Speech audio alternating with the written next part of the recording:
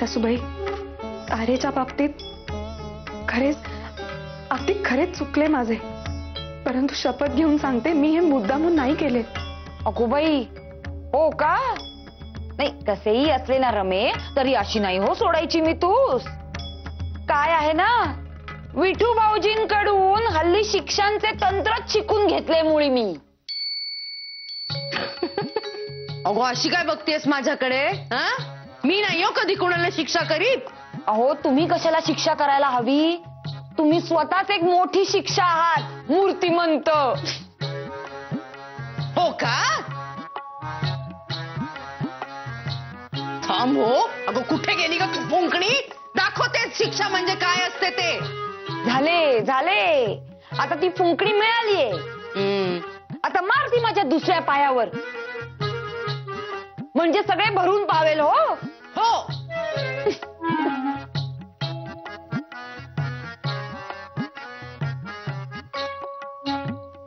हे बघा, माधवासाठी आज जे जे करायचे आहे ते मीच करणार आहे. तेव्हा ज्यांना मदत करायची असेल त्यांनी थांबा, नाही तर सरळ इथून निघून जा. आणि तू गोरमे, तोंड काय बघत बसलीस माझे? जा, माधवासाठी दूध घेऊन जा. जा. तोवर तारेचा घोटाळा केला म्हणून तुला काय शिक्षा करावायची याचा विचार करून ठेवते हो मी. अरे छान. खरेच ताई, आज किती दिवसाने वाड्यात चक्क हसण्याचे आवाज ऐकू आलेत. फार बरे वाटते आहे, मोठाच आनंद वाटतो आहे. आज 2 घास जास्तच जातील सगळ्यात. चला बाजूला व्हा, मला स्वयंपाकघर ताब्यात घेऊ दे. अहो, पण आता इतक्या वेळेस मागितली ना मी क्षमा, तेही साऱ्यांसमोर. अजूनही नाही का राग गेलेला? रमाबाई, पण विनाकारण साऱ्यांचा गैरसमज झाला. आपल्याला ताई काकूंची म्हणजे घरातील वडीलधाऱ्यांची पर्वाच नाही असे झाले.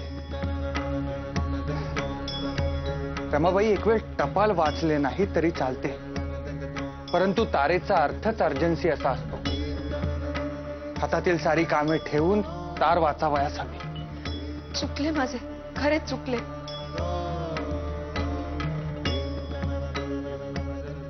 आता तरी दूध घ्यावे. आणा.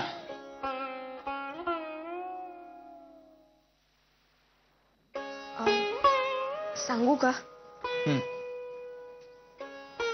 घरातील साऱ्यांचंच बाळम भटजींविषयी अतिशय काळजी लागून राहिलेली आहे. होय, बाळम भटजींशिवाय घर अगदी सुने सुने वाटते आहे. आम्ही आता सार्वजनिक काकांच्या घरी जात आहोत. त्यांच्या तब्येतीचीही काळजी आहे, परंतु आम्ही परत आल्यानंतर बाळम भटजींचे एक सविस्तर पत्र लिहिणार आहोत. बरे रमाबाई, तुम्ही त्यांच्याविषयी काय सांगत होता? त्यांस घरी परत बोलावण्याविषयी एक युक्ती आहे माझ्याजवळ. युक्ती? कोणती?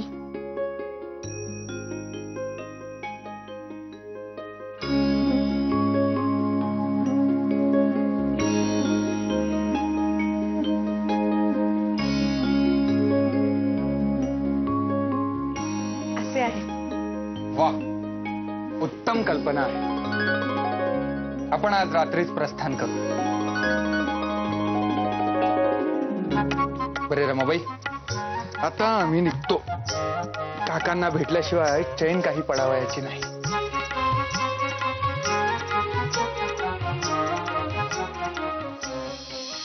अहो, पण ऐकून तरी घ्यायला पाहिजे ना त्यांनी. तरी कोणाशी बोलतच नाहीयेत. अहो, येऊन इतके दिवस झाले पण माणूस बाहेर म्हणून पडायला तयार नाही. आले आले आले. हरिभाऊ, काय झाले? काय म्हणाले बाळम भटजी? काय व्हायचे? एक शब्द बोलायला तयार नाहीत. बाहेर यायचे तर त्याहूनही नाही. मागे एकदा 10 वर्षांपूर्वी आले होते 8 दिवसांकरता. केवढा अचाट उत्साह होता तेव्हा. पण या बाळम भटजी वाटव्यांना नक्की झाले तरी काय? असे का सुनावून बसलेत? मला तर वाटते महादेव रानड्यांचंच कारस्थान असावं हे.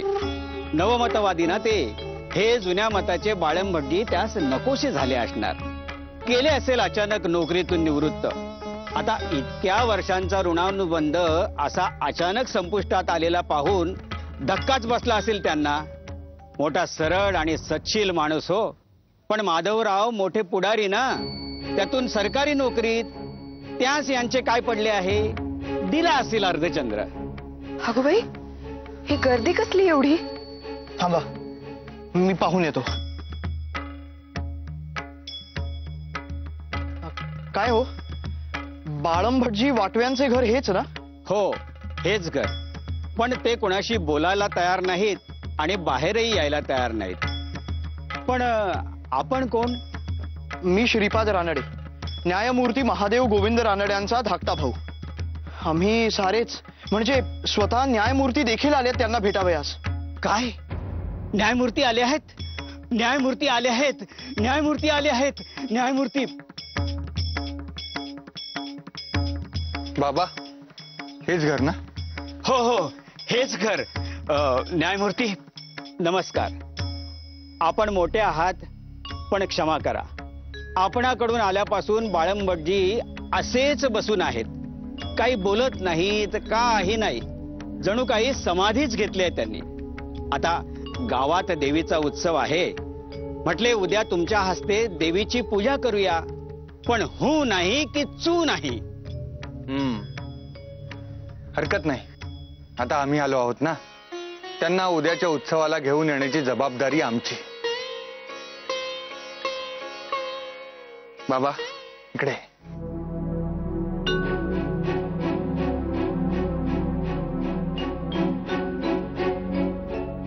बरे,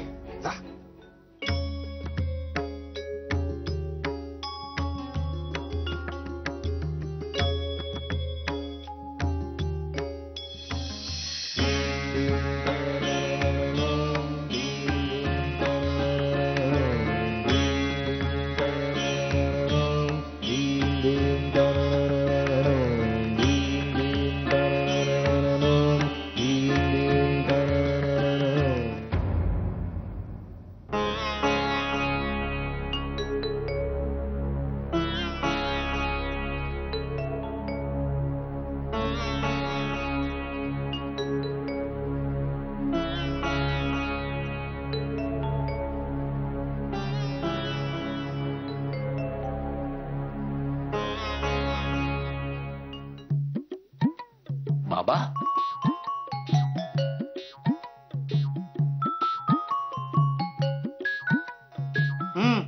भास होत नाहीये तुम्हास. खरे चालू आहे मी इथे. अरे पण तू इथे कसा? कसा? माझे आणि विठू काकांचे पुन्हा वाजले. दादास माझे वागणे आवडले नाही आणि त्याने मला घराबाहेर काढले.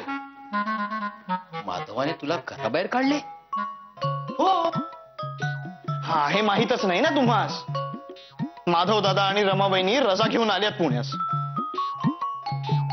अरे पण माधवाने तुला जा सांगितले आणि तू घर सोडलेस? मग मी काय करणार? बाळंभटजी, मला पण खूप राग आलेला. दादाने घराबाहेर जा सांगितले, मी आलो. घराबाहेर आल्यानंतर मग मला तुमचीच आठवण आली ना. तसा तडक इकडे निघून आलेलो आहे. बाबा, तुझे पोरपण अजून संपलेले दिसत नाही. अरे तू माधवाची क्षमा मागायला हवी होतीस. त्याने तुला समजावले असते. हे काही करायचे सोडून तू घर सोडून आलास. त्याला शहाणपणा म्हणत नाही. असे कोणी घर सोडून येतो काय? माधवा,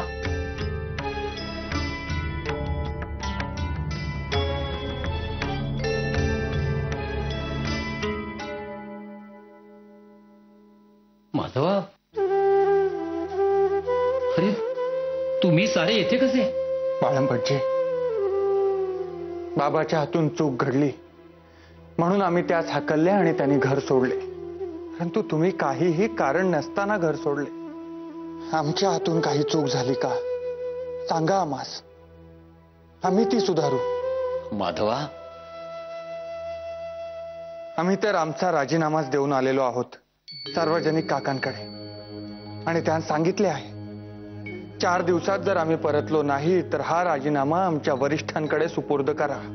माधवा, अरे माझ्या हातून चुका होत होत्या आणि चुका होत असताना मी काम करीत राहणे योग्य नाही असे आम्हास वाटले म्हणून घर सोडले. पण तू अशा प्रकारे राजीनामा देणे हा वेडेपणा आहे. बाळंबाजी, तुम्ही जर आमच्या सोबत येणार नसाल तर आम्हाला हा वेडेपणा करावाच लागेल. हो, आणि आम्ही सारीच जणे आलो आहोत. खरे तर ताई सासूबाईही येणार होत्या, पण त्यांचा पाय दुखावला आहे म्हणून त्या आल्या नाहीत. आणि आता जर आपण आमच्या सोबत आला नाहीत तर आम्हा साऱ्यांचा मुक्काम येथेच. बऱ्या झाल्या म्हणजे त्याही येतीलच. खरे तर गोविंदराव रानडेंच्या घरातला एक साधारण आश्रित मी. तुम्हा साऱ्यांची सेवा करीत राहणे हेच माझे काम. माझ्यासारख्या साधारण आश्रिताला, सेवकाला नेण्यासाठी तुम्ही आपापली कामे सोडून इथे आलात. खरेच तुमच्या मनाचा मोठेपणा आहे हा. बाळंभटजी, अहो अहो काय बोलताय हे तुम्ही? इकडच्या आयुष्यात तुमचा प्रवेश आश्रित म्हणून झालाही असेल. अहो पण तुम्ही रानडे हे उपनाव लावित नाही इतकेच. तुम्ही आमच्या कुटुंबातलेच एक आहात. इकडची तर सावलीच होतात तुम्ही. आणि त्यानंतर घरातले वडीलधारे तुम्हीच होतात आणि आहात. आम्ही इथे आश्रितासाठी नव्हे, आमच्या घरातल्या वडीलधाऱ्यासाठी आलो आहोत. मोठ्या मायेनं तुम्ही सारे आलात, प्रवासाची दगदग केलीत. पण तुमच्यासाठी मी येथे जेवणाचीही व्यवस्था करू शकत नाही. सडा माणूस मी. आम्हाला कल्पना होतीच त्याची, म्हणून तर माईंनी सारे सामान आणले आहे सोबत. खरेच? अगदी खरे. आता आम्ही स्नाने उरकून घेतो आणि चड्डीशी स्वयंपाकाला लागतो. पण त्याआधी आम्हा साऱ्यांना आशीर्वाद द्या. रमाबाई,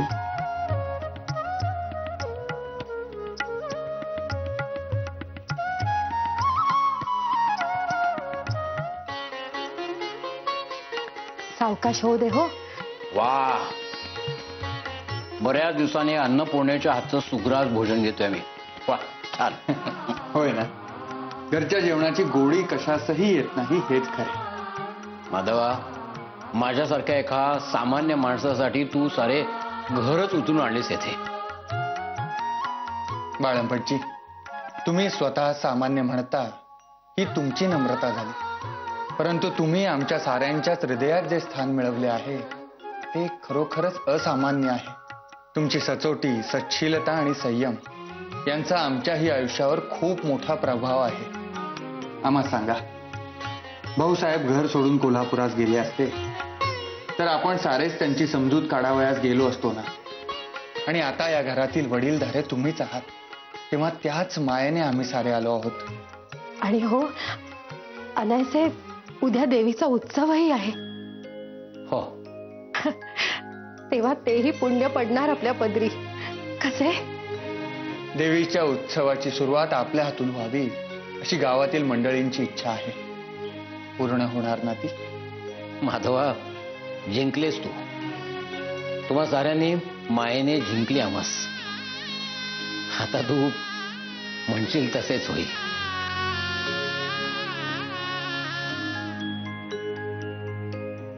म्हणजे राजीनामा माग धाकल्या मालकांचा. हो,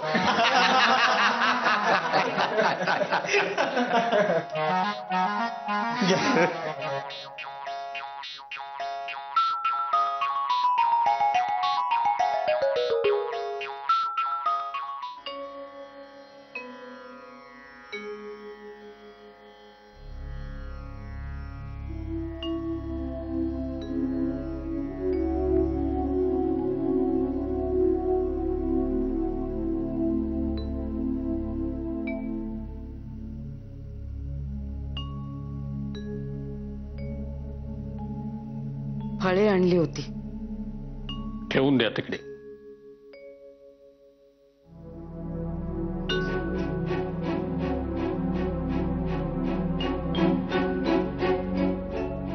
एव्हाना पोचले असतील नाही सगळे चिपळूणस? केव्हाच. मला तरी वाटते माधव त्यांचे मन वळविण्यात यशस्वी सुद्धा झाला असेल. मी म्हणते बाळम भटजींना आणावयास एवढ्या सगळ्या वरातीने जाण्याची काय गरज होती? एकटा माधव जरी गेला असताना तरी पुरले असते. खरे तर टपाल धाडले असते तरी चालले असते. पण नाही, रमेश फिरावयाची हाऊस ना. माई, आबा, बाबा सगळ्यांना घेऊन गेली बरोबर. पण एकाचही असे वाटले नाही की मला विचारावे. काही नाही, वेळ आली ना की सख्खे आणि चुलत यातला फरक दिसतोच. चालायचंच. आणि एवढे काय ते बाळम भटजींच्या मागे लागायचे म्हणते मी. अहो, ते स्वतःच्या तोंडानी सांगतायत ना की आता मला झेपत नाही, मला सोडा. पण नाही, तरी आपली यांची जबरदस्ती चालूच. आम्हासही सुरुवातीस तसेच वाटले होते, पण जेव्हा हिशोबाच्या वया पाहिल्या तेव्हा समजले की बाळम काय इसम आहेत. इतकी वर्षे हे सगळे त्यांनी कसे सांभाळले असेल परमेश्वरच जाणे. बर, काल सांगलीहून काय निरोप आणला त्या कृष्णाने? कृष्णाच आला होता ना, त्याची माझी गाठ पडली नाही. नाही, आता रावजीच्या तापास उतार आहे, पण ताकद भरून यायला निदान अजून 2 महिने तरी लागतील. त्यामुळे सगुणा आणि दुर्गा काही इतक्यात परत यायच्या नाहीत. आणि येऊन तरी काय उपयोग आहे म्हणा. एक गोगलगाय आणि दुसरी मांजर नुसती गुरगुर करत फिरत असते वाडाभर, जसा काही वाडा हिच्याच मालकीचा आहे. अगो बाई, वाड्यावरून आठवले. म्हणजे बरेच दिवस एक गोष्ट विचारावायची होती. आता वाड्याची मालकी आहे कोणाकडे? म्हणजे? नाही म्हणजे भाऊसाहेब काही आता राहिले नाहीत आणि माधवाने स्वकमाईने हा वाडा खरेदी केला. पण खरेदी खत मात्र भाऊसाहेबांच्याच नावाने केले. असे आहे होय? हो ना. त्यामुळे माधवाने आता वाडा जर का स्वतःच्या नावावर केला तर इतरांचा काय हक्क राहणार म्हणते मी.